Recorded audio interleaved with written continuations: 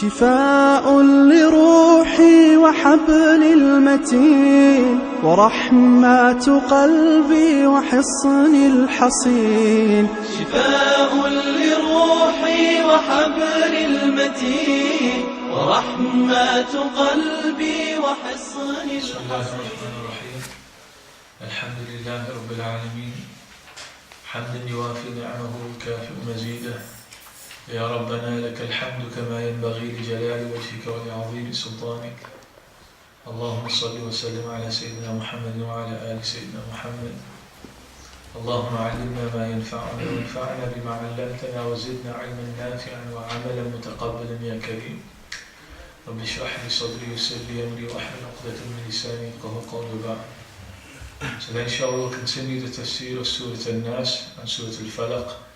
In our last session a month ago, we began looking at the last surah of the Quran, Surah an-Nas, and we introduced the background to both Surah al-Falaq and Surah an-Nas, which we mentioned the twin surahs. They come together, which is why they're known as al-Mu'awwidhatan, the two protecting surahs. And we gave some background to it. So today what we'll do is we'll look at Surah an-Nas, although what you have in front of you is that some handouts of Surah al-Falaq. We didn't actually begin Surah an-Nas last month, so we'll look at Surah an-Nas, go through it verse by verse and see what some of the meanings that Allah subhanahu wa ta'ala has left within it. And then we'll move on to Surah al-Falaq. We mentioned, just to recap, we mentioned Surah al-Falaq and Surah an-Nas, which are known as al-Mu'awwidhatan, the two protecting surahs, were revealed to the Prophet ﷺ as a result of some Jews having performed black magic upon the Prophet ﷺ, which affected the Prophet ﷺ, to the point where, according to some, the effect of it was for 6 months, some mentioned more than that, some said up to a year, and the effects became severe towards the end. But then Allah subhanahu wa ta'ala sent the two angels, Jibreel and Mika'il alayhim as-salam, down, and they told the Prophet ﷺ the nature of it, and where it was buried, how, who did it, and so on. And then the Prophet ﷺ had it removed from beneath a rock at the bottom of a well. 11 knots were tied onto some hairs of the Prophet ﷺ and an image of the Prophet ﷺ, which were wrapped around 11 knots were wrapped around it. And he ﷺ was ordered, at that point the Mu'awwidhatan were given to him, sallallahu alayhi wa sallam. Surah al-Falaq, which is 5 verses, Surah al-Nas, 6 verses, 11 verses in total. And every single ayah he read, he would unloosen or he would undo a knot. And as he undid a knot from that magic that was placed on him, the difficulty lifted from him, the pain lifted from him, until eventually all of it went away from him. So these two surahs, al-Falaq and Nas, were revealed in relation to this. And we'll come back to the background. This is what we call sabab al-nuzul, the cause of factor behind revelation of these surahs, which also, as we mentioned, indicates that although some of their ulama say all of Juz Amma, all of the last part of the Quran, all of it was revealed in Mecca, but the sabab al-nuzul of this surah indicates it was revealed in Mecca, in Medina, because the Jews didn't exist. You don't find the Prophet ever coming across Jews in Mecca, rather he came across them in Medina. No. We'll look at the theme of these surahs. We'll come back to the incident around the Prophet and particularly a discussion when we come onto the ayah من شر النفاثات في الخناس or في العقد من شر النفاثات في العقد, about the women who blow into knots, either women who practice black magic. We'll come back onto that story there. But when we look at the nature of these surahs, the last 3 surahs of the Qur'an, Surah al-Ikhlas, Surah al-Falaq and Surah an-Nas, all tie in together, which is why it's sunnah to read them before going to sleep, as protection from harm. They all tie together, although the Mu'awwidhatan, al-Falaq and Nas, all 3 of them tie together. Surah al-Ikhlas is Surah al-Tawheed. It tells us about the Lord that we believe in. Surah al-Falaq then tells us about protecting ourselves from external evils that can harm a person. External evils that can harm a person. Surah an-Nas tells us about the internal evil within the human being itself. And we spoke last month extensively about the nature of the nafs and shaitan. And although the surah deals with shaitan, the nature of shaitan, which is what we're going to touch upon now, the real weakness is not shaitan. The real weakness, or the real hurdle that we have to overcome, is the nafs. It's a nafs, it's a person himself. Allah subhanahu wa ta'ala here focuses on shaitan, because shaitan is the one who preys upon the weaknesses within a person. But the real enemy is the self. The real enemy that person has to overcome is the self. And that's why it's interesting that Allah subhanahu wa ta'ala finishes the whole of the Qur'an with the discussion on the nature of the struggle with the self. The nature of the struggle with the self, which is ultimately what the paths of Allah subhanahu wa ta'ala about. A person with spiritual inclination, a person who traverses the path of tasawwuf, of spirituality, ultimately the whole of that path is overcoming the weaknesses within the self. And that's what the Qur'an finishes with. And again, we mentioned last time, the very last word in the Qur'an is an-Nas, min al-jinnati wal-Nas. It's a reminder that the struggle is with the human being himself. And you begin the tawheed of Allah subhanahu wa ta'ala. The Qur'an begins with alhamdulillah, but it ends with an-Nas, min al-jinnati wal-Nas. It ends with the human being. Because the path to alhamdulillah is by overcoming an-Nas, by overcoming the self. So today we look at Surah an-Nas. And also we tie in here, we have a science in tafsir called ilm al-munasabat. Ilm al-munasabat, which is a science, one of the most important sciences in understanding the i'jaz of the Qur'an, the miraculous nature of the Qur'an.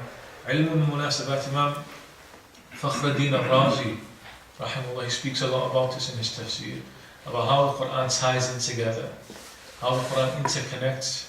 The Qur'an is not random. Surahs do not just happen to fall one after the other. Verses do not randomly happen to be placed one after the other. Everything within the Qur'an is interconnected, such that they will say it's as if it's one whole complete story, one whole complete narrative from beginning to end. Everything within the Qur'an is interconnected.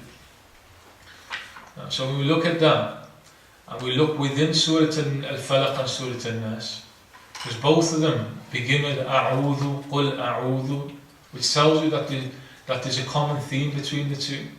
Qul a'udhu tells you that both of them have something common, that you're taking refuge from, and you've been ordered to take refuge from something in both surahs. But what you've been ordered to take refuge with in both cases is different. We already mentioned falaq as external problems. When you read the surah, it talks about غَاسِقٍ إِذَا وَقَبْ, the darkness of the night, or the evil that happens in the depths of the night. We also have black magic, شَرِّ النَّفَاثَاتِ فِي الْعُقَدِ, black magic. And we have حَاسِدٍ إِذَا حَسَدٍ, the evil of an envier when he envies. And then in Surah an-Nas, when you look at it, مِنْ شَرِّ الْوَسْوَاسِ الْخَنَّاسِ, the evil of the whisperer when he whispers. So these evils, one after the other, must be tied in together. They're not random. Quran is not random in how it lays out things. Everything is interlinked. So when we look at this interconnect, and that's what we refer to as ilm al-munasabat. Munasabah is how one part is appropriate to the other part, how it's placed in an appropriate manner next to each other, words next to each other, verses next to each other, surahs next to each other. So here the Mufassirin will mention, and at one level it's looking at it reverse, when we look at the nature of evil, because this is shar, it's about evil, it's about taking protection from evil. How do you take that protection, or what are you taking protection from? Surah an-Nas indicates that the root of all evil is the nafs. The root of all evil is within the self. But how does it manifest? How does it become magnified? Because of al-Waswaas al-Khannas. Because of the whisperer. And we're going to look at what is that whisperer, what is the whispering that's taking place, and what is the whisperer that we're referring to. And again, Imam Fakhruddin al-Razi makes an observation. قُلْ أَعُوذُ بِرَبِّ الْفَلَقِ مِنْ شَرِّ مَا خَلَقَ وَمِنْ شَرِّ غَاسِقٍ إِذَا وَقَبَ, and so on.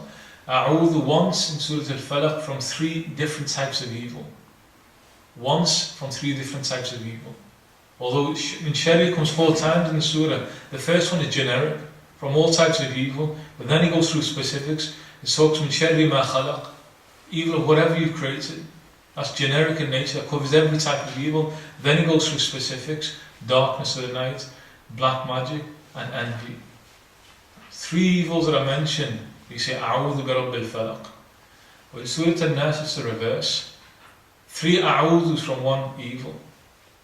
The first one a'udhu from 3 evils, falaq. Surah an-Nas is 3 a'udhu, or 3 times you take refuge. A'udhu is not repeated, but refuge, taking refuge is repeated 3 times. So a'udhu bi rabbin nas, malikin nas, ilahin nas. 3 times you take refuge with Allah subhanahu wa ta'ala from one evil, min sharri al-Waswaas al-Khannas. Which is why Imam Fakhruddin al-Razi rahimahullah says that's the core of all evils. It's not the other 3, black magic and envy and all those are lesser evils. Although they're evil, you only take refuge once. You only take refuge once. The real evil is the nafs.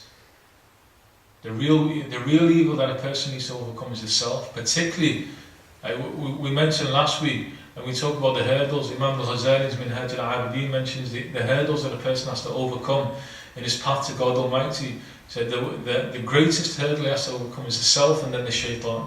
But what's worse is when the 2 of them combine. And that's the nature of the shaitan. Shaitan does not prey upon you abstractly, he preys upon weaknesses within your nafs.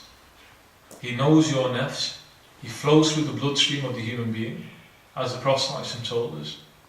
He knows the shortcomings within the human being. So when you have nafs with shaitan, it becomes real evil at that point, which is why he told A'udhu 3 times. A'udhu bi rabbin nas, malikin nas, ilahin nas. So somebody said, I'm suffering from black magic, my family's suffering problems, and that person is always envying and so on. So say A'udhu bi rabbil falaq. Don't worry about it. Worry about yourself though. Worry about yourself. Don't worry about what they're all doing. Worry about yourself. The evil of the nafs and shaitan, when he plays upon the nafs, that's the real evil that a person needs to worry about. So that's how we interlink them. Sharri al-Waswaas al-Khannas is a real evil. When a person fails to allow, or when a person fails to control the evil within, what starts happening? What does shaitan draw you towards? Hubb ad-dunya, ra'su kulli khati'ah. As the Prophet said, the hadith recorded by Imam al-Bayhaqi, Hubb ad-dunya, ra'su kulli khati'ah. Love of this world is the cause of all sin. Love of this world, material attachment, is the cause of all sin. So what happens? The human being has this inclination towards wanting and desiring wealth and money, all this attachment to this world. It's innate within the human being, which then leads to the next evil, because you have this within you. The human being has this within him. He's never satisfied. The human being is never satisfied. If he's given a value of gold, he'll not be satisfied until he has another value of gold. If he's given a mountain of gold, mountain of wealth, he won't be satisfied. But in the end, what's going to fill his mouth is dust. In the end, irrespective of how many mountains you have, you're still going to be buried underneath the earth. No difference. Irrespective of what you build up in this world, no difference. But it's the nature of the human being. He has this inclination towards the dunya. He has this desire. He has this tama' for this dunya, which results, if it's not controlled, what happens then? Person will never be content with what he's got. He'll never be content. And what does that lead to ultimately? Hasidin idha hasad. Hasidin idha hasad. It leads to the evil of envy. But not only are you not satisfied with what you've got, you're not happy with the other person having. And then what happens there? Worst case, now it's going worst case. A person in the worst case will not be content with what other people have, and they want to inflict harm and damage upon that person, such that that person loses that. Where does that then go to? النفاثات في العقد. A person wants to physically harm another person because of what he sees. And when is that practiced? Black magic, real black magic is practiced in the depths of the night. As well, Allah subhanahu wa ta'ala says, each one of them ties in together. Each one of them, but it began where? Sharri al-Waswaas al-Khannas. The very beginning point was within. And that's why any external problems has to be looked within. And to see how to overcome the problem. So we look now at Surah an-Nas, although the handout to the Surah al-Falaq. First we look at Surah an-Nas, and we look at it quickly. قُلْ أَعُوذُ بِرَبِّ النَّاسِ مَلِكِ النَّاسِ إِلَهِ النَّاسِ. So here we're looking at the shaitan and how the shaitan plays and preys upon the nafs, upon the soul of a person. You have Allah subhanahu wa ta'ala telling you to take refuge 3 times. A'udhu. Order from Allah subhanahu wa ta'ala. After what? What came before it? Before these 2 surahs, Surah al-Ikhlas. Once you've been told the nature of your Lord, once you've been told who your Lord is, Allahu Ahad, Allahu Samad, Lam Yalid wa Lam Yulad, you understand the nature of your Lord, you're grounded in faith in your Lord, you understand that any problems, whether it's external, whatever harm a person wants to inflict upon you, A'udhu bi Rabbil Falaq. Your only refuge is with Allah subhanahu wa ta'ala. And when you look into yourself and realise that all of these problems that I've got internally, I can't conquer them by myself, you understand, A'udhu bi Rabbil Nas. What's the solution to any problem that you have to overcome? Is A'udhu. A'udhu. I take refuge within the da'irah of Allah subhanahu wa ta'ala, within al-Hisn al-Hasin, within that fortified fort, which is the protection of Allah subhanahu wa ta'ala. This fort, A'udhu, is not an abstract concept. These are not abstract concepts. When we say A'udhu, what do we mean? I take refuge. Where is that refuge? What is that fort? Ibadatullahi ta'ala. It's you flee into worship of Allah subhanahu wa ta'ala. You suffer problems, whether it's internally, like somebody's full of greed and rage and anger and envy and so on. You stand in front of your Lord. Stand in front of your Lord. Turn to the dhikr of Allah subhanahu wa ta'ala. The a'udhu, the refuge you take, where is that place of refuge? It's within the worship of Allah subhanahu wa ta'ala. A'udhu bi Rabbil Falaq. You're being attacked by all types of harmful evil outside of you. Turn back to Allah subhanahu wa ta'ala. Attach to Allah subhanahu wa ta'ala. That's the only protection that you can have. So when we say a'udhu, we understand that I take refuge means I come into the protection of Allah subhanahu wa ta'ala. And when does that happen, or how does that happen? It happens by entering into worship of Allah subhanahu wa ta'ala. Somebody worships Allah subhanahu wa ta'ala, Allah subhanahu wa ta'ala takes care of his affairs. Whether it's his struggle with his nafs, if you just tie yourself into ibadah of Allah subhanahu wa ta'ala, whether it's external problems, tie yourself into worship of Allah subhanahu wa ta'ala, Allah subhanahu wa ta'ala will ensure that you will overcome these problems. At one point you will overcome all of these problems. So you say, A'udhu bi Rabbi.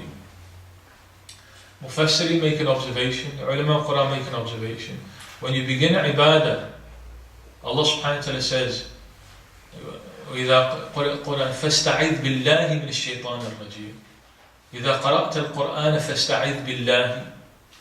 When you recite Qur'an, take refuge with Allah subhanahu wa ta'ala. You say, A'udhu billahi min ash-shaytan rajim. When you begin Qur'an, as with other things, A'udhu billahi min ash-shaytan rajim. But when you take refuge from your own nafs and from the external evils that may harm you, what you've taught in the Qur'an is not to say A'udhu billahi, say A'udhu bi Rabbil Nas, bi Rabbil Falaq, to use the word Rabb and not to use lafzul jalal. Although there's no harm in doing that, but the Quranic directive and guidance is when you begin ibadah, A'udhu billah. When you begin struggle, internal and external, A'udhu bi Rabbi. Why the difference? So because the shaitan's attacks intensify when you go into the fortress. He doesn't want you to get into that fortress. He wants you to keep away from ibadah of Allah subhanahu wa ta'ala. As long as he keeps you out of there, you're easy prey for him. He can mess around with a person all because they've got no malja, they've got no sanctuary in which they can take recourse. They're easy prey. And that's why our teachers, they mention people who suffer problems in their families, problems, stress and anxiety. Common theme with all of them, there's no connection to Allah subhanahu wa ta'ala. People who don't do dhikr of Allah subhanahu wa ta'ala, the houses are not illuminated with Qur'an. Fajr and Maghrib, there's no Qur'an being recited in the house. Only when you're told there's jinn in the house, suddenly the Qur'an goes on. So you could have stopped it in the first place by ensuring it was being read by yourself all the time. You don't need to stop playing CDs and internet. Read it yourself all the time, because you're walking, you're a person of Qur'an. You're people who are attached to the Qur'an. Salah. And nawwiru buyutakum, illuminate your houses with prayer.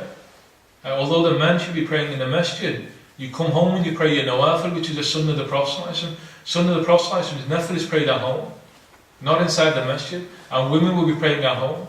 So the house is illuminated. Now, once a person's in ibadah of Allah subhanahu wa ta'ala, harm will not come to that person.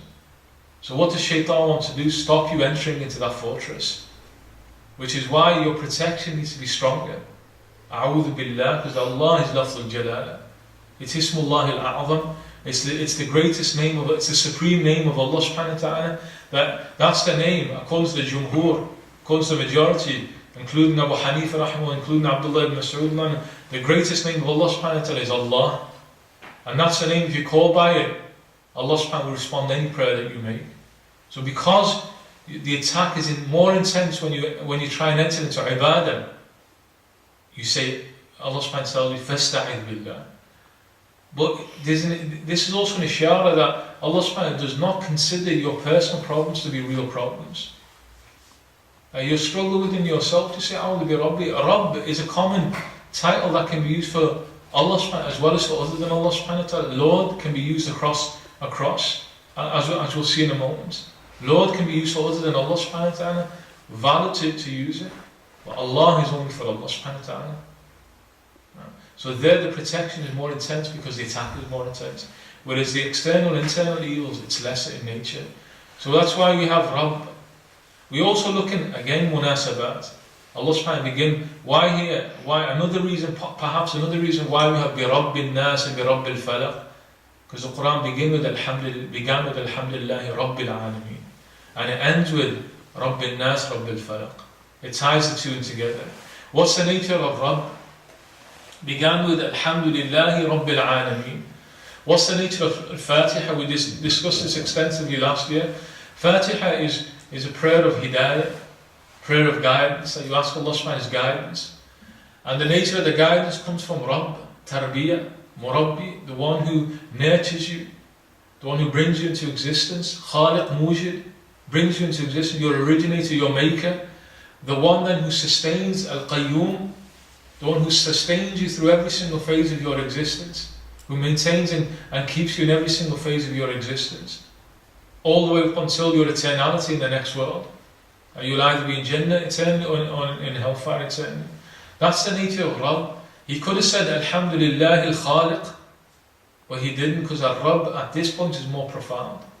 Rabb is more profound because it indicates a constant interaction between the Lord and the slave.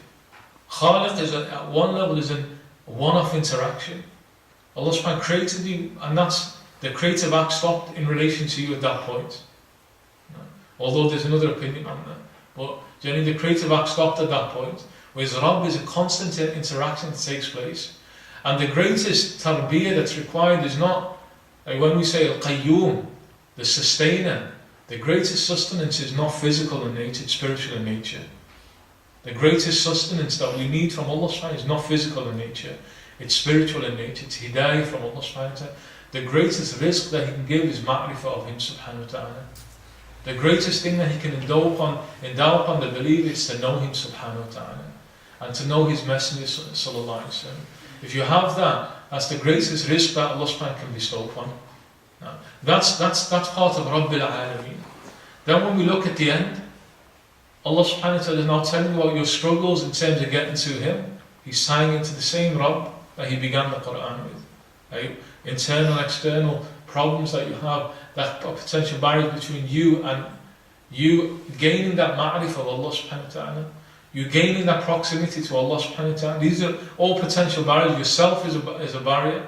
All of these externals are barriers, although Allah subhanahu wa ta'ala doesn't consider them to be significant, but the barriers there. It's the same Rabb who will guide you through all of that. The Rabb that you called on at the beginning of the Qur'an, Alhamdulillahi Rabbil Alameen, you end Revelation by calling upon the same Lord to overcome these problems. In the first 3 verses you have A'udhu bi Rabbil Nas, Malik an-Nas, Ilahi an-Nas. And here we have Taraqqi. 3 times you call. 3 times you call for help. 3 times you call for protection. 3 times you ask to enter into, you're told to ask to enter into the sanctuary of Allah subhanahu wa ta'ala. What's happening? It started bi Rabb, then it went to Malik, and then it went to Ilah. Rabb is something wider than just Allah subhanahu wa ta'ala. Can you refer to somebody other than Allah subhanahu wa ta'ala as Lord? Yes, you can. Not in the absolute sense. You can. Rabb is only Allah subhanahu wa ta'ala. The Lord is only Allah subhanahu wa ta'ala. Can you refer to somebody other than Allah subhanahu wa ta'ala as Ar-Rahim, Al-Wadud, Al-Malik, the King? Yes, you can. Allah subhanahu wa ta'ala uses these descriptions which are His descriptions for other than Him. He describes the Prophet as Ra'uf al-Rahim, Bil Mu'minina Ra'uf al-Rahim. He describes Sayyidina Ibrahim alayhi salam, Inna Ibrahim la'awwahun halimun munib. Halim is a description of Allah subhanahu wa ta'ala, the temperate, the forbearance. Only in the absolute sense, Ar-Rabb is Allah subhanahu wa ta'ala. A Lord can be used for other. Lord is somebody who has authority over people. Somebody has, which is why a similar phrase is Sayyid. Sayyid is somebody who has authority and somebody who has rank over others. Lords, Arbab, are many. Although Arab is only one. But Arbab, Lords, are many. The Lord is only one. So because of that, you call initially to take refuge from Rabb an-Nas, the Lord of people. But then you move beyond. You recognize that there are many people that people view as being Lord. But the Malik is a higher rank. Malik an-Nas. Kings are higher in rank and lesser in number than lords. Kings are, because their dominion, their control is wider. But likewise, there are kings in the plural. But Ilah, in a real sense, is only one. Al-Ilah al-Ma'bud is only one. Because Ilah, now we're going beyond to the one. Ilah is a representative of, when we talk about God, it's the one who's to be worshipped, and that's only one.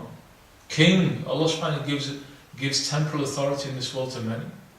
Rabb, a Lord, a Master, Sayyid, many. But Ilah is only one. So you rose in terms of, when you took refuge, taraqi, you're rising, you're ascending in levels. Initially you began with the Lord of humanity. But Allah subhanahu wa ta'ala is telling you, rise, go beyond the Lord of humanity, call on the name that's higher, which is the King of humanity, go beyond that now, until it's exclusive, Ilahi, the King of humanity. What's the evil that you're taking refuge from? Al-Waswaas al-Khannas. Al-Waswaas al-Khannas. We've already touched upon this extensively. When we look at al-Waswaas al-Khannas, we're looking now here about the evil of shaitan. The Mufassirin have mentioned, we have, every single human being has a qareen with him. A qareen is a companion devil. Every single person has a devil that resides with him, within him. Every single person, as you move, you have a shaitan with you. Not the Iblis. Iblis is resting on a throne, on an ocean. Within you, every single one has a devil. And devil, we're not talking about you yourself being a devil. There's an actual shaitan within every single person. But Allah subhanahu wa ta'ala is adil, He's just. Likewise, you have protecting angels with you to counter the influence. Allah subhanahu wa ta'ala refers to these in the Qur'an. له معقبات من بين يديه ومن خلفه يحفظونه من أمر الله. That you have mu'aqibat, which are al-hafadha, the protecting angels. You have them in front of you and you have them behind you. When a person has a khatir is a fleeting thought that passes through a person, which you're not held accountable for if it's bad. Just suddenly something just came from nowhere. If it's bad in nature, if it's evil in nature, you say, A'udhu billahi minash shaitanir rajeem, because it came from your qareen. It came from that devil that resides within you. But sometimes you get a good thought from nowhere. That was the angel that inspired you. That was the angel that was with you that inspired you. From nowhere, a thought which was good in nature came to you. You have this constant struggle within you, good and bad. You have the angels that are trying to inspire you to do good, but you have within you your qareen that tries to inspire you to do evil. Which ones are the ghalib? Which one override? Depends on the nature of your nafs.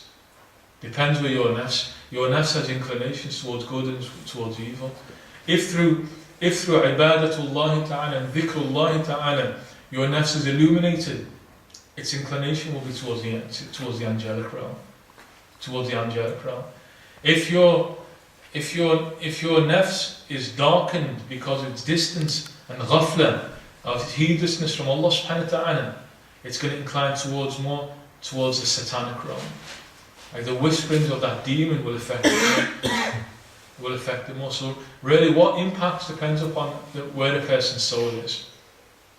So every person within him has a qareen. According to Mufassirin, according to the descriptions that are mentioned, that qareen resides within your very body. And it takes the form of your very body. So some of them, Sa'id al-Mansur in his collection of hadith, he mentions a riwayah from Sayyidina Isa alayhi salam, that he asked Allah subhanahu wa ta'ala to lift the veils, to allow him to see qareen. And when he described what he saw, he said he saw its legs, its feet within the feet of the person, its legs within the legs of the person, its arms and hands within the arms and hands of that person, and the head at the chest, speaking, constantly speaking. That's al-Waswaas al-Khannas. So the qareen takes the form, everybody knows that we have shaitan within, but what we have to understand, it resides within our very essence. It resides within our body. What's the goal of this qareen? To destroy the light of Iman within the soul. The goal of the qareen, because the verse continues, الَّذِي يُوَسْوِسُ فِي صُدُورِ النَّاسِ. What's his aim? The qareen here, the head of that qareen, and different narrations mention different descriptions. Some said it looked like the head of a pig just sitting there talking away. The description Sayyidina Isa said the head of a viper. Again here, now just talking away. The description of the head differs, but all of it's common, that it's at the heart itself, which is Mahall al-Nur, Nur al-Iman, which is the place of the light of Iman. And what's he gazing into? Into the soul of the believer, where he sees residing within there, La ilaha illallah Muhammad Rasul, the light of Kalima Shahada. And what rages him, or what drives him to extinguish that light from the soul of the believer. He can't get into that. He's within Sudur an-Nas, he's within the chest, but he looks into the qalb, the soul, and he wants to extinguish the light of faith within that soul. That's what that devil is there for to do.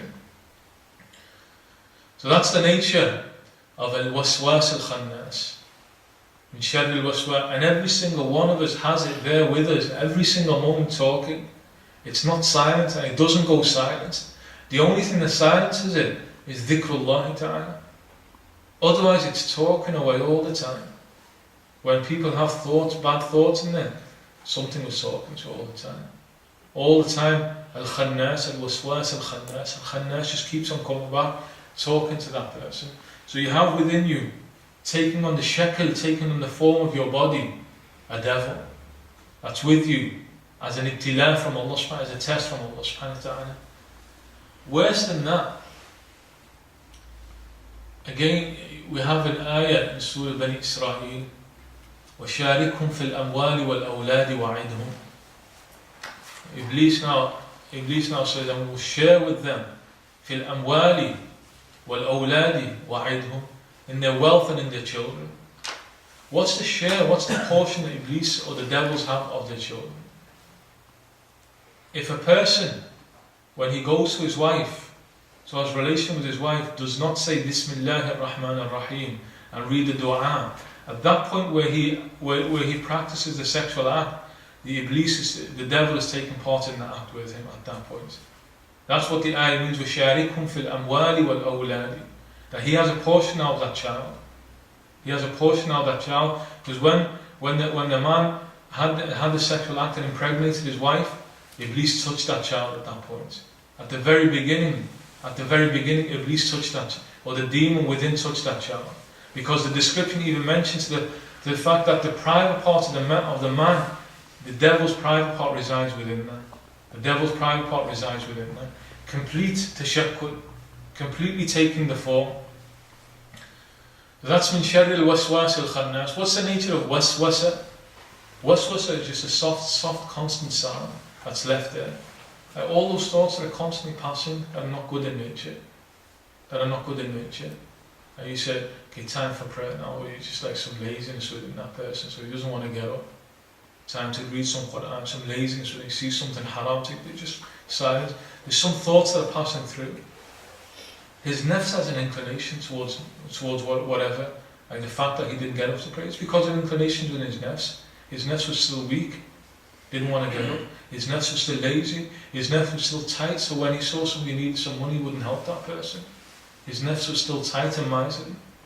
But as he's facing that act, what happens? He's been spoken to. The al-Khannas, al-Waswaas is talking at that point.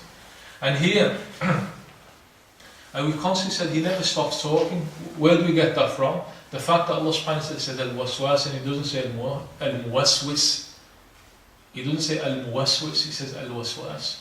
Students of Arabic language, We have a rule in Balagha, and the Quran at some levels, we always have to reintroduce Arabic language. You can't get it. However much you want to simplify the Quran, there are aspects of the Quran that can never be understood without referring back to Arabic language. We have a rule in Balagha, in rhetoric, which is if the masdar is used, it indicates mubalagha. If the verbal noun is used to describe, it indicates an exaggerated form.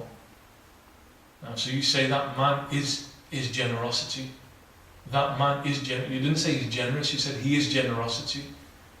That means he's reached a pinnacle within. That's an exaggerated way of saying it. When Allah subhanahu wa ta'ala says about the Messenger, we only set you as a mercy, not as a merciful one, as a mercy. Rahmah is a masdar. It's a more exaggerated form. So when Allah subhanahu wa ta'ala says al-Waswaas, He says from the evil of the stealthy whispering, not whisperer, whispering. What's that telling you? Allah subhanahu wa ta'ala described Iblis or that demon as whispering, not whisperer, which is a far more exaggerated way of describing it. That's telling you his whispering never stops.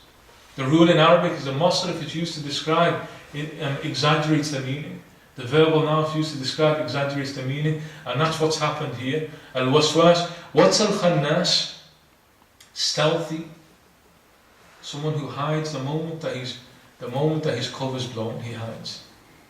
Like the moment you do dhikr of Allah subhanahu wa ta'ala, to overcome Iblis is easy at one level. Say A'udhu billahi minash shaitan rajim. You've overcome. He runs. What's the difficulty? You have to keep on saying it. You have to keep on saying it because he's al-Nas. Why? Because you say A'udhu billahi minash shaitan rajim. He doesn't run away. He's there. He's there, but he's silenced now. Because that dhikr, what emanates from dhikr? Light. That light blinds and silences that devil. But the moment you stop, he starts up again.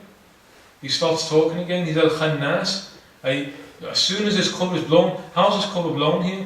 You realise that he's talking to you. So you talk back to him. You talk back to him. You silence him by dhikr of Allah subhanahu wa ta'ala. You silence him by reading Ayat al-Kursi, by reading the al-Falaq, an-Nas and Ikhlas. You silence him by Qur'an. But the moment you stop, he talks again. So the only way you can silence him completely is you never stop from dhikr of Allah subhanahu wa ta'ala.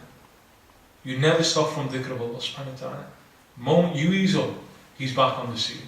He's talking again. What was the only place where the Prophet didn't do dhikr? In the bathroom. And for that he did tawbah. Ghufranak. For not doing dhikr he did tawbah. Prophet viewed ghafla is the opposite of dhikr. Ghafla, moving your tongue is remembering Allah subhanahu wa ta'ala. Stop moving your tongue is heedlessness and being unaware of Allah subhanahu wa ta'ala. That state the Prophet did tawbah for. Ghufranik, he came out of the bathroom and said, Ghufranik, I ask your forgiveness for what? For not being able to remember you. Not that I didn't remember you, I couldn't remember you at that point, but he still asked forgiveness. Even though he can't do it, he still asked forgiveness for it. Which requires, we need to make a lot of tawbah. We need to do a lot of istighfar. His tawbah wasn't for the bathroom, that's a natural human function. And especially he summarized him because there's no impurity coming out of him. Everything that comes out, his feces, his urine is all pure. So even that natural function wasn't a dirty function for the Prophet. For us it is. So he summarized him, it wouldn't have been wrong for him to do dhikr of Allah at that point, but his sharia, his practice is our practice. His practice is our practice. What we see him do, we're going to do as well. He ﷺ never broke his wudu in his life.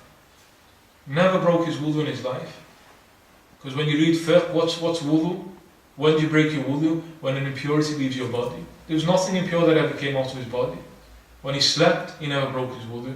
His blood wasn't impure, his urine wasn't impure. These were all shifa. These were all sources of cure. He never broke his wudu in his life. So why then? But every time these came out, he did wudu. Why? For you and I. For you and I, as tashri' for you and I, so that we know in those cases what we're required to do, not what he did. He did have to do it, but he didn't have to do it. His nature dictated that he didn't need to do it, but the fact that he's a messenger, that made it wajib upon him that he had to do it. Because tabligh al-wahi makes it obligatory upon him that he has to do it. So the fact he has to convey a message, that's why he had to do it. So likewise in the bathroom, he sallallahu alaihi wasallam is teaching us that when you go into a state of ghafla, that you're unable to remember Allah subhanahu wa ta'ala, you make tawbah for that state. You make tawbah from that state. Well, other than that state, he sallallahu alayhi wa sallam was constantly in dhikr of Allah subhanahu wa ta'ala, completely silenced the qareen that was with him. He sallallahu alayhi wa sallam had a deal, aslam. Some riwayah, it says aslam, here's one, aslam. What's aslam here mean? It could be aslama or aslamu. Is it a fatha or a dhamma? Then it changes the meaning. It says aslama, it became Muslim. Aslam means I was safe from the effect of it. Aslam was from salima yaslam, I became safe from it. Aslam is fourth form, it became Muslim. Both are possible. Both are possible in this case. But the effect was completely negated. Why? Because he was constantly in dhikr of Allah subhanahu wa ta'ala. No state except for in the bathroom he wouldn't do the dhikr of Allah subhanahu wa ta'ala. So what nullifies al-Khannas, what will stop him from ever coming back, is engaging in dhikr of Allah subhanahu wa ta'ala. الَّذِي يُوَسْوِسُ فِي صُدُورِ النَّاسِ. So here now we look at what's his waswasa, what's the nature of his waswasa. What's he trying to do? The greatest thing he wants to do, as we already mentioned, is to eliminate the light of faith from the heart. To eliminate the light of faith. What's the greatest way that Iblis or that demon can catch you? Is by getting you making a statement of kufr. Because that will completely extinguish that light. That light will go off inside you. It won't just be clouded over. It won't just be clouded over and hidden. It'll completely go out. Any light that's in there will go out completely. That's his ultimate objective. That he wants a person to reject Allah subhanahu wa ta'ala. So that waswasa, but he will only do it according to the weaknesses in you. Like somebody's exposed to doubt in Iman. That's why he's not going to be worrying about like women and drink and lying on backbiting. So if that devil knows within you that you have doubts in your faith, that's where he will attack you. Because that's the greatest conquest that he can have, to extinguish that light of faith. Then after that, so the highest level is tashkik fil aqa'id. If he can't do that, what will he try and do? Try and make you become proud and arrogant as he was. Proud and arrogant as he was, what destroyed him. And what destroyed him wasn't just pride and arrogance, riya fil a'mal. He wants you to become impressed with your own deeds. He wants you to become impressed with your own deeds. There are other ways. Then after that, what would he do? He would try to burn the fire of rage and anger within your heart. Try and burn the fire of rage and anger within, because that's from his nature. That's from his nature. So there are different ways. There are different ways that Iblis will attack. Ultimately, the nature of the attack depends upon the weakness within the believer. Like a great wali of Allah subhanahu wa ta'ala, that demon doesn't stop. He's virtually nullified, but he's still going to try. They tried on the deathbed of Imam Ahmad ibn Hanbal. On the deathbed of Imam Ahmad ibn Hanbal, when the talqeen al-mayyit was taking place, like sunnah, when somebody's on his deathbed, to ask him to say La ilaha illallah Muhammad Rasulullah, or La ilaha illallah. So his dying words is La ilaha illallah. Because whoever's dying words of La ilaha illallah will enter into Jannah directly. And so sunnah, when somebody's on his deathbed, you ask him gently to say La ilaha illallah. So what did they do with Imam Ahmad? They asked him gently to say La ilaha illallah. And he kept on saying no, no. When he recovered after going unconscious and he worried about it, he said no to La ilaha illallah. They asked him, he said, it wasn't you. He said, Iblis appeared to me that moment and asked me to follow him and to believe in him. One of the greatest awliya of Allah subhanahu wa ta'ala, Imam Ahmad ibn Hanbal, Imam Ahl Sunnah wal Jama'ah, the Imam of the Orthodox Muslims, on his deathbed, still trying. And that's why in Maraq al-Falaq, Imam Shirun Balali mentions, rahimahullah, he said, when somebody's on his deathbed, give them a lot of cold water. Give them a lot of cold water to drink, because their throat will dry up. Throat will dry up. It says, there's some narrations that mention Iblis appears at that point with buckets of cold water, promising him if he would reject Allah subhanahu wa ta'ala at that point. Because that's the ultimate rejection just before you die. There's no hope of returning back. That's where Iblis will come at. Although he'll come at every level, that's the greatest level that he will try and capture a person at. But his attack will depend upon the weaknesses within. The demon's attack will depend upon the nature of the weakness within that individual. One very relevant example which affects many people, the hadith in al-Bukhari, Sahih Bukhari mentions that every single night before a person goes to sleep, like 3 knots are tied around that person. 3 knots are tired. Every single person when he goes to sleep, knots are tired. The effect of those knots can be weak. Somebody wants to know, how do I get up for Fajr? I struggle to get up for Fajr. A simple solution: make sure you go to sleep with a pure soul, a clean soul. Because when you wake up and you open your eyes, you've got 3 knots all over you, Iblis is all over you, the devil's all over you, he's tied you up in 3 knots.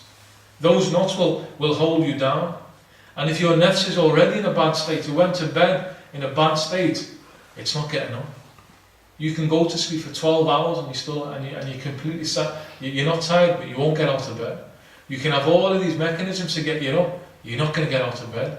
Why? Because when you open your eyes, it's your soul that's either going to be lethargic or it's going to be active. Some people go to bed an hour before Fajr, they'll jump out of bed, no difficulty. Other people 10, 12 hours and they're still struggling to get out. Why? The nature of the soul when you went to sleep. How your soul was when you went to sleep. And the easiest thing to do is just make tawbah, istighfar before you go to sleep, cleanse the soul so you're ready to wake up. Then what happens if your soul has been illuminated by tawbah and istighfar? Then the effects of those 3 knots are minimal. It's easy for you to break out of those 3 knots.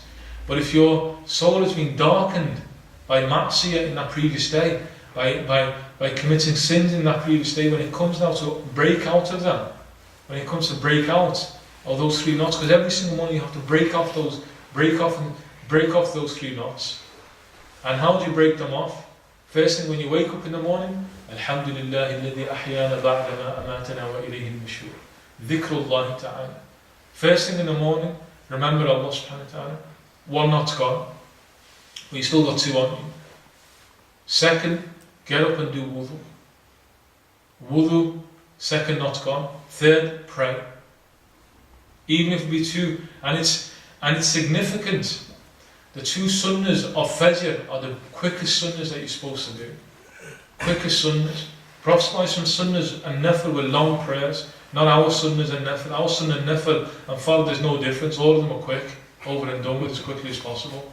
He sallallahu alaihi wasallam, his sunnah and nafil were longer than his fard, and his fard in and of itself, particularly when you read in fiqh, what's recommended in Fajr and Dhuhr, to read from the Mufassal, Tuwal and Mufassal, from Surah al-Hujurat all the way up to Surah Surah al-Buruj, Idha Sama' Shaqqat. These are long surahs. Long surahs. Some of those surahs 2-3 pages in length. That's how long the Prophet would stand in Fajr and in Dhuhr prayer. But his sunnahs and nafil were longer than that. In 1 rak'ah he'd stand and read the whole of Surah al-Baqarah. Another rak'ah Surah Ali Imran, and that was adi, that was normal for him, but not the 2 sunnahs of Fajr. Not the two sunnahs of Fajr were quick. You read Surah al-Kafirun, Surah al-Ikhlas, quick, short surahs. Although for us that's our norm, it wasn't his norm. For us, all of our nafils and sunnahs and fard are all quick prayers, not his prayers. That wasn't the nature of his prayers. He sometimes wanted to be with his Lord as long as possible. He didn't want to get out of it. It's as if we want to be in and out as soon as possible, just get it over and done with. Not our Prophet sometimes. He wanted to be in there and stay in there with his Lord. He wanted to be in there and stay in the presence of his Lord. Why? What's the wisdom behind having such a brief Fajr, sunnahs of Fajr? One of the possible wisdoms is to break the 3rd knot. To break the 3rd knot. To get over, to get the effect finally done. So now, Fajr, Fard, you're going to stand long. No difficulty now. You're ready for it. Ibn al-Hajj in his Madkhal, when he speaks about Tahajjud, adab of Tahajjud, let's assume that you got up before Fajr and you prayed Tahajjud. What's the sunnah of Tahajjud? 8 rak'ah. That's the regular practice of the Prophet. Although it's not restricted, you can do more, you can do less, but the regular of the Prophet was 8 rak'ah. Ibn al-Hajj in his Madkhal says it's a good practice. The first 2 rak'ah of Tahajjud, do them as quickly as possible, and then enjoy your prayer after that. Why? He said that 3rd knot must be broken. Because you'll stand up there and try and pray along Tahajjud, but you still got the traces, that knot's still on there. You need to get rid of that knot. So that's a common way that Iblis, that shaitan or that demon locks you down every single night. And every single morning it requires that we break out of those knots. The problem for some Somebody gets up now. Fajr shouldn't be difficult now because it's 7 o'clock in the morning. 7 o'clock in the morning. That's average. Get up and go to work for 7 o'clock. That's average. So people should never. Summer's a struggle, but winter should never be struggle. Nobody should be missing Fajr in the winter. And it's a bad state if people are missing Fajr in the winter. But people still will. Why? Because there's knots on them. There's knots on them. Those knots have to be broken. It's not as easy as saying get up 7 o'clock and so on. Because Iblis has a person tied down. You have to break out of the person. People have to break out of those knots.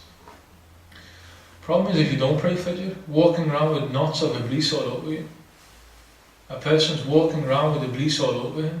The traces of Iblis and it hasn't been. And worse than that, what does the hadith continue? That he stands over your ear and urinates inside your ear.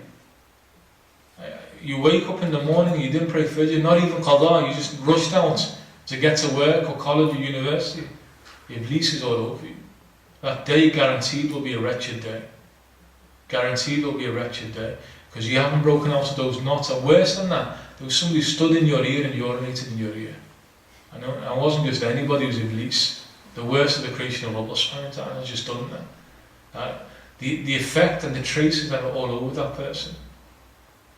That's alladhi yuwaswisu. That's the effects that Iblis is trying to leave. That's the effect that demon, the devil, is trying to leave onto that person. Min al-jinnati wan-nas. The last part of this verse, min al-jinnati wan-nas. From alladhi yuwaswisu fi sudur al-nas. Just to mention the last, just before finishing that point, we've already mentioned the waswas that can be cured, the overcoming of this waswas, or this whispering and these suggestions that are constantly there, to regularly do dhikr of Allah. We've also already mentioned that. To regularly isti'adha, to regularly take refuge with Allah subhanahu wa ta'ala from the effects of shaitan. And to read Surah an-Nas and the Qur'an generally, but particularly Surah an-Nas as often as possible. But another way, Ibn Ajiba rahimahullah mentions another way. He said regular company of the Arifin. The Arifin, people whose souls are illuminated. That illumination will affect your soul. And what happens there? You coming into presence of the people of Allah subhanahu wa ta'ala, there's things that are being passed to you. Your soul is raised by being in their presence. Your soul now being illuminated more starts to blind and negate the effect of the waswas of that demon.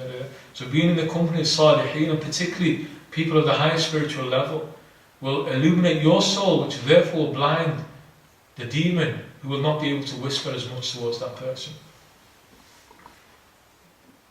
من الجنة والناس الذي يوسوس في صدور الناس.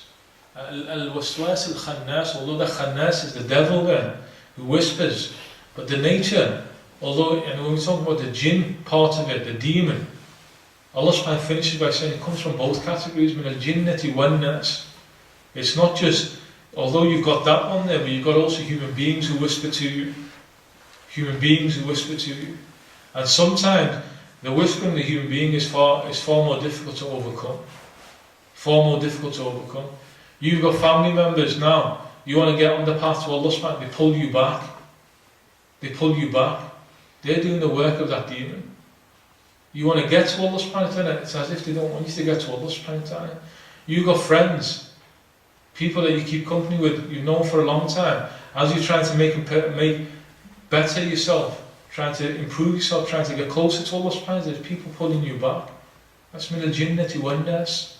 The waswas is not just from inside, there are people who talk to you as well, who will hold you back. People like that should be broken clear off.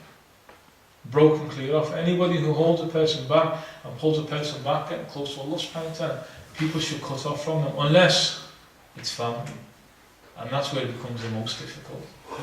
Because that's a category of people that Allah subhanahu wa ta'ala bestowed you with, you can't ever cut off from. You can't cut off from family. Because those who cut off from family are cursed by Allah subhanahu wa ta'ala. وَتَقَطَّعُوا أَرْحَامَهُمْ أُولَٰئِكَ الَّذِينَ لَعَنَهُمُ اللَّهُ. Allah subhanahu wa ta'ala talks about people who cut off family, sever family ties, refuse to speak to their brother, to their sister for 10, 20 years, over petty disputes, they won't speak to their own family. Allah subhanahu wa ta'ala says, أُولَٰئِكَ الَّذِينَ لَعَنَهُمُ اللَّهُ. Those are the people Allah subhanahu wa ta'ala has cursed. People who for no reason whatsoever, or petty reason, they cut off from their family. So there, even though they're a hindrance, You have to think smart and see, how do I get around that? You can't cut off, but you have to think of ways around. So yeah. Any questions? Because with that was just a quick overview of Surah an-Nas. Any questions? Because we'll move on to Surah al-Falaq. We'll just run through some of the meanings of Surah al-Falaq. You've talked about the whole thing about knots and the blowing over knots and that, you know, and I'd read somewhere else, like a sort of a Western book, they were talking about knots and its association with things like witchcraft and that sort of thing in the background. I'm just kind of, where does that come from? What's the thing about knots? We'll come on to that, Surah al-Falaq. Leave that to Surah al-Falaq. That comes more in Surah al-Falaq. Is there a cumulative effect of the knot? So, if you didn't, if you didn't break it for one day, and absolutely, it goes on and on. Yeah, absolutely. Maybe years and years. Yeah, absolutely, and that's why it gets to a point where أحاطت به خطيئته. It'll come to a point where a person's completely submerged by sin, that he can't see light. There has to be a point where a person has to break out of that vicious. It'll snowball, it'll just keep on increasing until he's completely chained up by abuse. But it's easy, it is easy to break out. You just need a person to make it over to Allah's fine. Break out of it is easy, but then if it's lingered with me so long, removing the traces doesn't become that easy. Like if a knot's there, you can easily get rid of it in the morning, but if something remains on you for a longer period of time, it becomes, the traces remain, although the effects may not remain, the traces may remain a lot longer. And that's why, as a rule with dhunub, with sins, one of the reasons why repentance immediately is important, so the trace doesn't linger. Although, even if you repent 10, 20 years down the line, it's gone, but the trace remained upon you a lot longer, and the effect will linger. That's why Allah subhanahu speaks about sin as being a ran, kalla bal rana ala qulub. It's rust that builds on their hearts. Although you make tawbah and you're not held accountable for that, but it's there now, and it needs to be removed by mujahada. It's like water comes in contact with metal. You can just dry it off straight away, but you leave it there long enough, it's not going to come off easy. It's going to require a lot of hard work to come off. When we say in the month of Ramadan that the shaitan is shackled, is that all shayateen or specifically our? All shayateen, but that tells you now where nafs is. Because now it's no longer, there's no whispering, there's no attacks from outside or from external shayateen. It's all, any evil that's happening there is just nafs, nothing more than. There's no magnification of evil. There's no combination of shaitan and nafs, it's just nafs and nothing else. So you're all of them are shackled. So your own personal qareem can't even whisper to you in that month? No, it doesn't whisper in that month. The effect is gone. But we still say that's nafs. That's pure nafs. And that's why I say it's not, qareem is not whispering at that point, that's just you seeing, you're looking now directly into your soul. The key external factor of qareen and iblis and so on, it's out of the equation now. That's just you on autopilot because of training from the shaitan. Yeah. He's wound you up for 11 months now, he's left you now. So now you see where you're at. And it's interesting that the beginning and the end of Ramadan, it's the emotion of the month overrides it. At the beginning of the month it's Ramadan and Taraweeh and Tahajjud, and then everybody's on a high. Then come middle of the month it's gone. Then back at the end of the month it's Eid's coming up now, so everybody's back onto it again. Beginning and end doesn't reflect. You see it usually in the middle of the month, where you really see where the person's at. You really see where you are. Ilah an-Nas, Ilah, is that referring to Allah? No. Ilah means God. Some of the mufassirin said the word, there's an ikhtilaf amongst the ulama.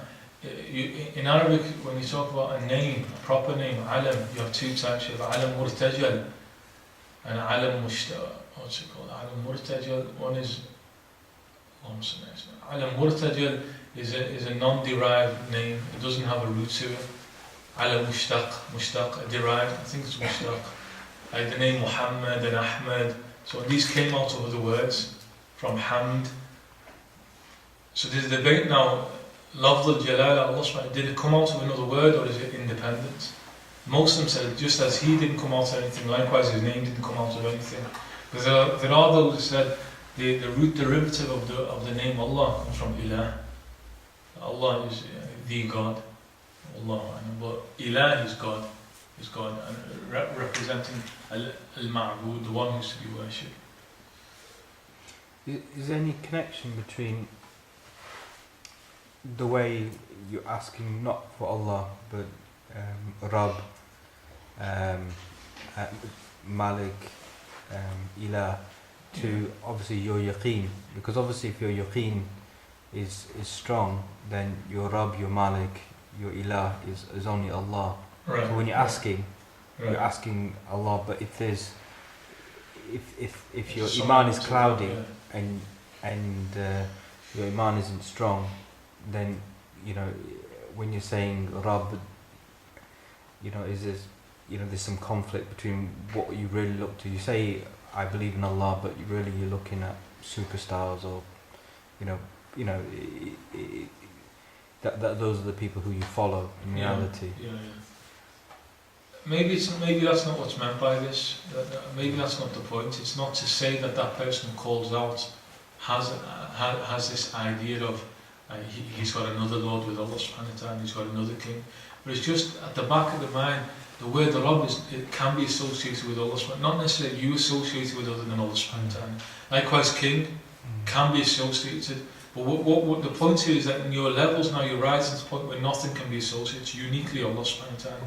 So it's not saying that in your mind you have that. It's just that it could be taken as being like these are names that are not restricted just to Allah subhanahu wa ta'ala. Allah. Yeah. Sheikh, in your opinion, how effective do you think Ta'weed are? How? Ta'weed. What about them? How effective do you think? We'll come on to that Surah al-Falaq. Surah al-Falaq is a surah of black magic. And Ta'weed is about black magic. Yeah. There's a discussion in Mufassirin about Ta'weed around Surah al-Falaq. We'll come on to that. Yours specifically Surah al-Nas. Is that just highlighting that it's the heart of Yeah, that he resides within. But see, the qalb is the soul itself. The heart we're talking about. Sudur is the chest, and he's within this area of the body, looking into the soul of the human being. Looking into the soul of the human being. Yeah. You mentioned the Qareen, his stature in terms of his head is at heart level. Yeah. So it never reaches to the brain. Right. To the head level, it's only at the heart level. It's at the heart. That's what he wants. Which is, I was. Because the aql, according to Ahl Sunnah wal Jama'ah, mahal al-aql is the qalb. It's not the dimagh. It's just. I was just thinking that's like ajeeb that when you prostrate, obviously your head goes on the ground, and Right. Shaitan never, Yeah. you refuse to prostrate, and even in that position. But what's the real sujood? Not the head, it's the heart. It's the heart, yeah. It's the heart. The real sujood is the sujood of the heart, and the sujood of the heart should never stop. Even when you lift your head, your heart should be in a state of submission to Allah subhanahu wa ta'ala. Sorry, the Qareen, it's in the case of Prophet ﷺ, you said that he became Muslim. Yeah. I mean, does this happen to other people, the awliya or other people? It's possible. Yes, it's possible. The light of the Prophet overcame. The light of the Prophet, constant dhikr, the nature of his state overcame the state of the Qareen, just that it changed.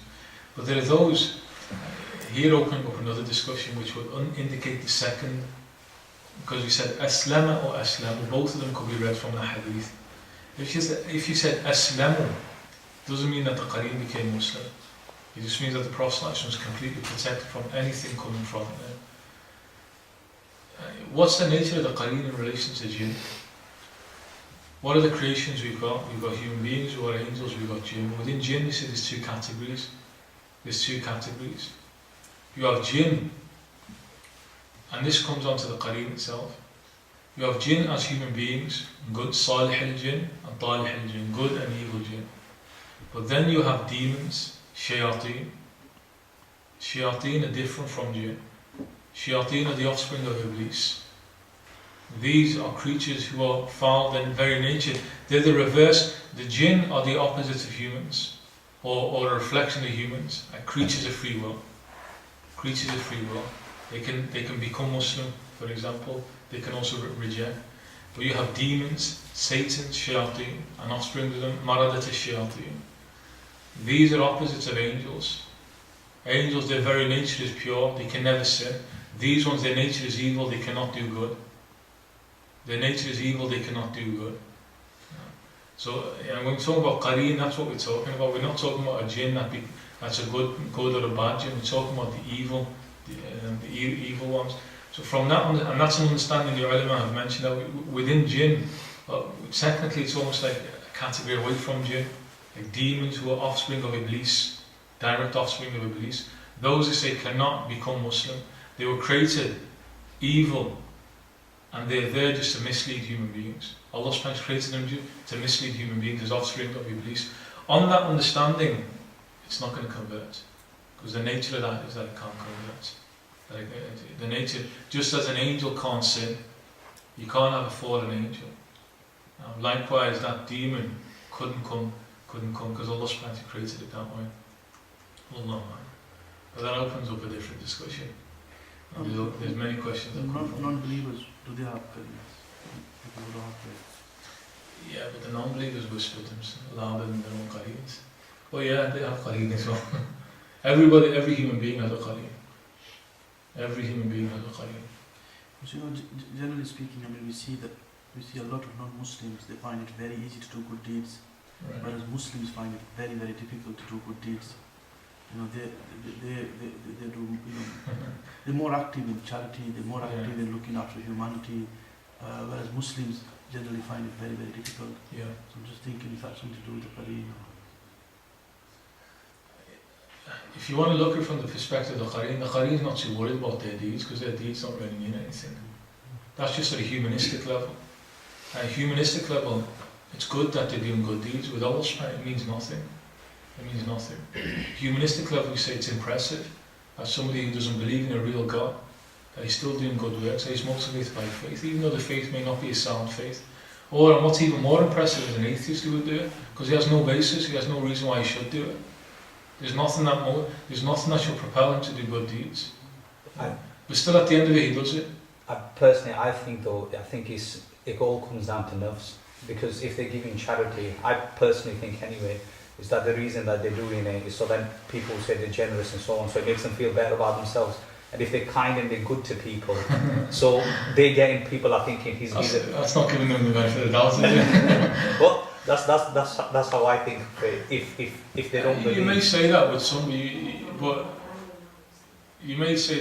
but when you look at some Christians, for example, people of real faith, people of real deeds, and you can't really, Allah knows what's in their hearts. But the point we're making, it doesn't really matter what's in their hearts, because they've rejected Allah subhanahu wa ta'ala, and at the end their deeds will not avail them in any way whatsoever. And we're looking pure aqidah. Doesn't make any difference what they do in the end. You know, I heard an alim say that the ulama say that if a person's actually genuine and sincere and want to find the truth, they will find it. And I remember reading an incident about Hazrat Umar radiallahu anhu, that he came upon a Christian monk and he'd been worshipping what he believed to be God, the one creator. And Hazrat Umar radiallahu anhu, he began to weep on seeing him, saying that he's going to go into the fire. Mm-hmm.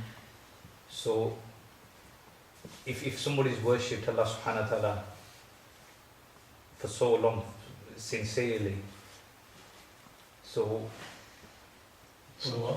Would you not think that, you know, such a person, in terms of getting hidayah, that they would become a Muslim if they were sincere? So would that be saying like this person was not sincere? You know one thing, like these like these tight rules you can't apply to Allah subhanahu wa ta'ala. Okay, we say inshallah that somebody who's genuinely sincere, is an unbeliever seeking God, that he will, to say always, it's Allah subhanahu wa ta'ala's kingdom. Like somebody's got no sincerity whatsoever, Allah subhanahu wa ta'ala can pluck them out of the depths of kufr and bring them to the highest levels of iman. That's, although you can say generally that's how it is, say absolutely, then what about that case? How come he didn't get guidance? It's the kingdom of Allah subhanahu wa ta'ala. Ultimately there's wisdoms that go way beyond. We've got no frame of reference to be able to comprehend these things. لا يسأل عما يفعل وهم يسألون. You can't ask Allah subhanahu wa ta'ala why did that person receive guidance, even though he may well have been totally sincere. You can't ask Allah subhanahu wa ta'ala why he's only going to ask questions. You're not going to ask him why he dealt with that person that way and that person that way. Allah. Any other last thing? Otherwise we'll move on to Surah al-Falaq. Go on. Qaleen. No. Yeah. The dreams, when a person dies, Yeah. does that leave Earth as well? Or does it come that way? I don't know. Somebody asked me that recently, and I'll look into that one. I don't know. Don't know the answer to that. Okay. We'll go on to Surah. But what we do know is that because in Surah Qaf it talks about when a person is resurrected, he's resurrected with his qareen. He's resurrected with his qareen. You'll see the one who caused you all that problem on the day of judgment. And if you go into hellfire, it says al-Qiya fi Jahannam. The angels who are with you will tell them, like, throw them into hellfire. Because that demon's going into hellfire, but unfortunately some humans will go in with their demons into hellfire. So you'll see that. And remember also the nature of the next world. We don't see jinn and we don't see shayateen in this world, but we see them in that world.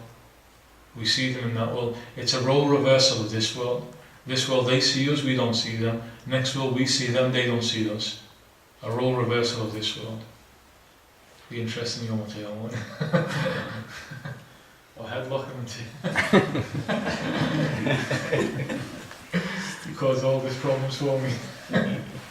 You mentioned, Sheikh, about children, about about the importance of doing dhikr before the acts in terms of children. But what effect does that have? Because the child will have its own qareen anyway, as all people do. Yeah. So what different effect it has on the soul. A share the effect it has on the soul. The soul of a human being has an inclination towards good and evil. The effect on the soul is that the inclination towards evil will be a lot more. Is that a reversible or is it irreversible? No, it's reversible. It's reversible. It's not permanent. Yeah. But it just makes a struggle for that person in his life a lot more difficult. Because what he has to overcome becomes a lot more. Should we stop or should we go on Surah al-Falaq? Have we done the overview for Surah al-Falaq? Well, we did them together. We did them together because we said to Surah.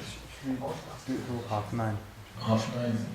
Okay. Bismillahir Rahmanir Rahim. We look now at Surah al-Falaq. We mentioned the background to the surah. This surah, as we mentioned, is about an individual by the name of Labid ibn Asim, a Jew. They despised the Prophet ﷺ. They hated the Prophet ﷺ. Why?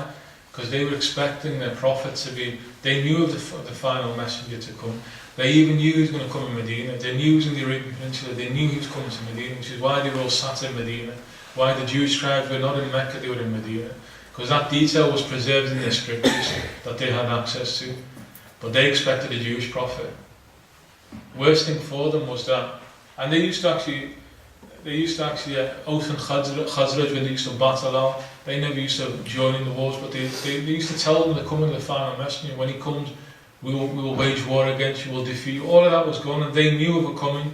When he comes, they knew he was the prophet, but he was an Arab, which is the worst thing for them because it's their arch rivals. Even now they're arch rivals. I mean, he was an Arab.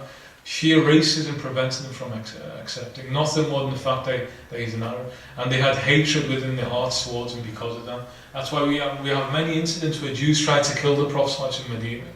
Like they poisoned the sheep. One of them tried to throw a rock on the Prophet when he came out of his house. There were many incidents where they tried to kill the Prophet in Medina. One such incident was the incident of black magic. Labid ibn Asim, Prophet there was a young boy who used to come and comb the hair of the Prophet and the young boy, some of the Jews, when they became aware that he was doing this, they wanted some of the hair of the Prophet in order so they can practice black magic with it. Because usually those who practice black magic, they need parts of that person to be able to affect it. So they managed to convince him to give hairs of the proselytes, and they took it away. Labid ibn Asim, the Jew, he gave it to his daughters, were well versed in black magic, and they created a form of the proselyte, like an image of the proselyte, and they put the hairs on, they wrapped around a string with 11 knots, on there, knots to tie that evil, and then they would read incantations, evil incantations, and breathe over it, and by doing that, keeping the effect of it onto the person who did the proselyting. Proselyting began to feel the effect of that. And we discussed last month the real nature of magic. And that's the belief of Ahl Sunnah wal Jama'ah, as opposed to the Mu'tazila. It's not something that's something like within the mind of a person. It's real, just as sort of physical ailments, you can suffer from the effects of black magic. And the proselytes suffered from that, to the point where instances where he wanted to come and have sexual relations with his wives, he wanted to have physical contact with his wives, he would be, it's as if he was viewing that he was about to do it, to go to them, but he wasn't able to, he didn't have the physical strength.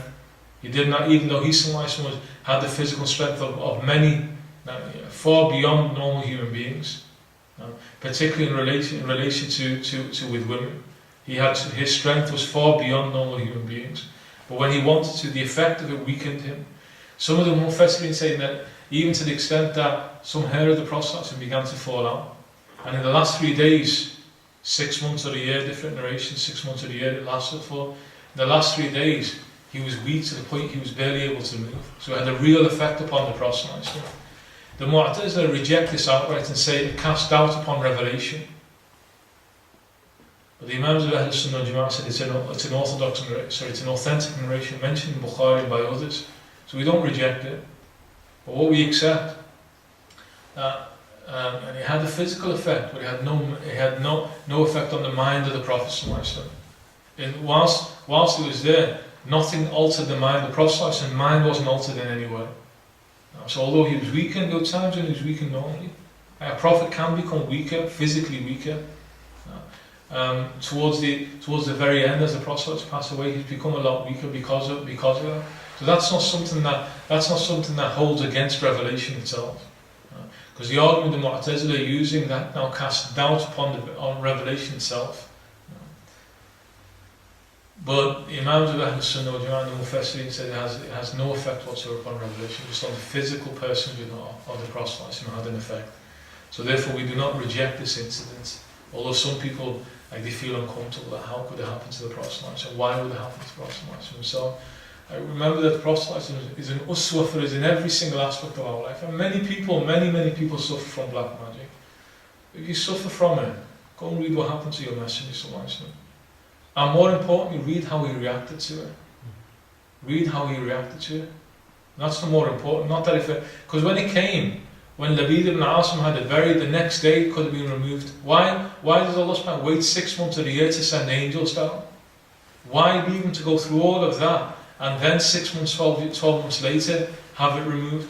To the point where the Prophet was weak. Why? To show you and I that even though he was pushed to the limit by that, he still did not fall into a state of anger and rage and vengeance. Because some of the Sahaba said, we can go and kill him, because they knew who it was. And people now black magic, they're always guessing, and person telling maybe this person, that person. He knew the very identity of the person who did it. And he said, I don't want to. He said, Allah subhanahu has cured me from this. I don't want to stir further trouble in Medina.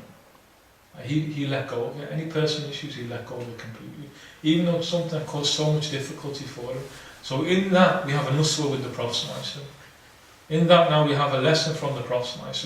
You're getting angry and you're getting full of rage and you want to get your back on the people who do such harm to you. Look at the Messenger. Look at how he dealt with the difficulties that were thrown. And remember the ayah in the Qur'an. وَمَا هُمْ بِضَارِّينَ بِهِ مِنْ أَحَدٍ إِلَّا بِإِذْنِ اللَّهِ.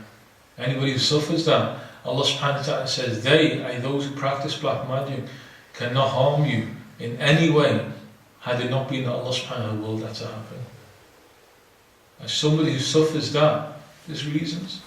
There's reasons why Allah subhanahu wa ta'ala has put that as a hurdle within that person's life. Just as if he was disabled. Just as any other type of physical ailment that afflicts a person, there's reasons why Allah subhanahu wa ta'ala puts it in that person's life. And usually the reason is to see your response.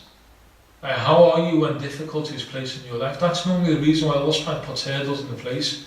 وَلَنَبْلُوَنَّكُمْ بِشَيْءٍ مِّنَ الْخَوْفِ وَالْجُوعِ وَنَقْصٍ مِّنَ الْأَمْوَالِ وَالْأَنفُسِ وَالثَّمَرَاتِ وَبَشِّرِ الصَّابِرِينَ. That's to see now whether you're somebody who can be described as having the attribute of sabr, of patience or not. When you hear about it, the Messenger never complained about anything, and even afterwards still content with Allah subhanahu wa ta'ala. So the real issue is here to see, and note in this ayah, Surah Baqarah, بِشَيْءٍ مِّنَ الْخَوْفِ وَالْجُوعِ وَنَقْصٍ مِّنَ الْأَمْوَالِ وَالْأَنفُسِ وَالثَّمَرَاتِ. B'shay', it's little. Whatever's put in your path is a shay'. It's nothing major, it's nothing significant. These are just little tests. It may seem in your mind to be the worst thing that could ever happen to any human being. But, as we told in the hadith, the prophets are the ones who were tested the most. The prophets were the ones who were tested the most. You and I in our lives, we don't feel real tests. We don't face real problems in our life.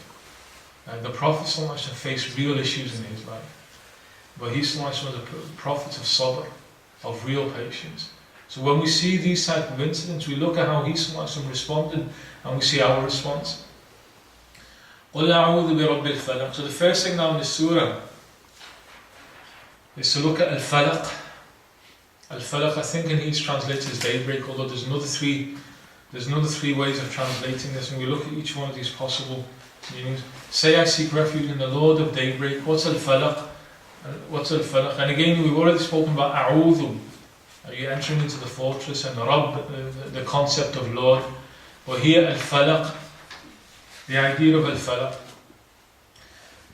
The Mufassirin mentioned Allah subhanahu wa ta'ala speaks particularly about daybreak for a reason. You've gone through darkness in your life. You've gone through darkness in your life, the dhulumat of all of these evil that have been placed in front of you. The darkness that's been placed in front of you. Just as the darkness of the night. You come, but what always follows darkness of the night is the light of daybreak. And that's inevitable. It's inevitable. Allah subhanahu wa ta'ala speaks when he talks about the power of his creative acts. What does he talk about? وَاخْتِلَافِ اللَّيْلِ وَالنَّهَارِ. The alternation of day and night. يُكَوِّرُ اللَّيْلَ فِي النَّهَارِ وَيُكَوِّرُ النَّهَارَ فِي اللَّيْلِ. He coils the night into the day and the day into the night. One of them goes, it's inevitable, it always happens. Always after darkness there will come light. No. Always after the darkness of night there will always come the light of daybreak. And so that's why you see the Rabb al-Falaq, and this darkness that a person has gone through in his life, due to the result of the evil of that envier who envies, due to the result of the effect of that black magic that took place in the depths of the night, you have absolute reliance on the Lord of al-Falaq, the Lord of daybreak. The Lord of daybreak, which is giving you now in your mind a clear idea that all of these difficulties I'm facing, there will always come a daybreak after that. There will always be faraj. There will always be relief at the end of it. For the believer, even if it doesn't come in this world, and for some, the tribulation will last throughout their life. And there's khair in that from Allah subhanahu wa ta'ala. There's good in that from Allah subhanahu wa ta'ala for that person. But for others, eventually, sometime in their life, Allah subhanahu wa ta'ala will give them relief, will give them ease after that difficulty that they've suffered. So al-Falaq is an ishara into that. Al-Falaq is giving you an understanding that all these evils that you face in your life, there's inevitable relief that will come after that. After night, the darkness of night, always comes daybreak. There's another ishara that's also given from this, that you want relief from the effects of all these things. Whether it's envy, a person's harming through their envy, whether it's the effects of black magic that was perpetrated in the depths of the darkness of the night. You want those openings. Call to the Lord of Falaq just before and into the time of Falaq. You want openings from these difficulties. Make dua.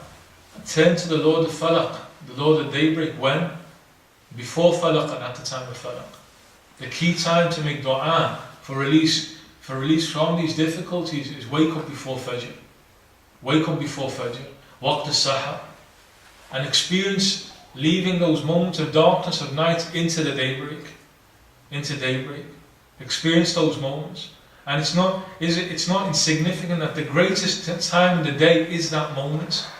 Just as you're moving out of the depths of the darkness into the beginning of the light of day. That's considered the greatest time within the day. Ashraf al-Waqt, as Imam Malik rahimahullah said, the greatest time in the day is Waqt al-Sahar, just before Fajr comes in. And what you do in those times, وَبِالْأَسْحَارِ هُمْ يَسْتَغْفِرُونَ. People of Jannah, they ask Allah's forgiveness at that time. And you pray tahajjud, and you read Qur'an, and then Fajr comes in, you read Qur'an. Inna Qur'an al-Fajr kana mashhooda. The Qur'an al-Fajr is witnessed by the angels. And then you pray your sunnah, and you pray your fard al-Fajr, and you remain there and you do dhikr of Allah subhanahu wa ta'ala. And you read your Qur'an, you do Surah Yasin, for example. Qalb al-Qur'an is the heart of Qur'an, which should be in the heart of every single believer. The heart of the Qur'an should be in the heart of every single believer, Surah Yasin. If you spend the end of the night and as you move into the daybreak in that state, Allah subhanahu wa ta'ala will give you relief from all difficulties. If somebody becomes accustomed to them, those are the points where you'll have openings from any difficulty. Any type of difficulty a person faces, wake up Sahar, wake up before Fajr, and stay awake Fajr, stay awake all the way to Ishraq, experience daybreak, and then those problems that a person faces will be illuminated. And Allah subhanahu wa ta'ala will lift all of these problems. Another suggested meaning, the translation is al-Falaq is daybreak. This word al-Falaq highlights a point that a translation is never captures the Arabic, which is why you're not allowed. It's haram to refer to a translation as Qur'an. Haram to refer to a translation as Qur'an. It's a translation of Qur'an, it's not Qur'an. You can't take a complete English translation and say this is Qur'an. You say this is representations and meanings of the Qur'an. It's not Qur'an. Why? We're going to look at an example. There are many words in the Qur'an that you can't capture every single sense of it.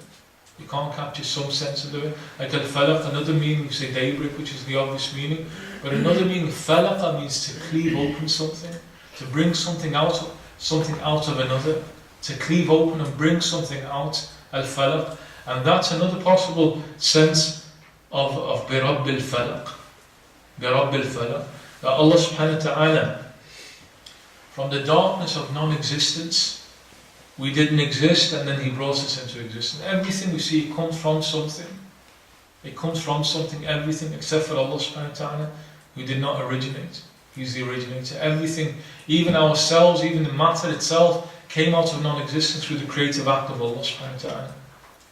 So within that we see that just as Allah subhanahu wa ta'ala cleaves something out of and everything cleaves from something else, Allah subhanahu wa ta'ala likewise can cleave open the darkness that you're in and take you out and put you into a state of light. Bring you out of the darkness that you're in, remove you from that state and bring you into light. A third meaning of the word falaq, and some of the Sahaba and Tabi'een took this, is that it's a reference to a pit within hellfire. A pit within hellfire. Al-Falaq, the Lord of Falaq, the Lord of a pit of hellfire. And those who refer to this say, this pit of hellfire is the most intense, or has the most intense and ferocious heat within hellfire, such that the rest of hellfire takes refuge with Allah subhanahu wa ta'ala from al-Falaq. So you're now taking refuge with the Lord of the worst punishments. The worst punishments. The worst punishments in hellfire is al-Falaq. That valley or that pit within hellfire. You'll take refuge with that Lord. Right?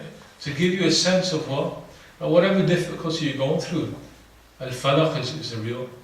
He subhanahu wa ta'ala has created al-Falaq. He likewise created the difficulties that you are going through. He subhanahu wa ta'ala can take you out of that, because there's far greater difficulties that you could experience in your life.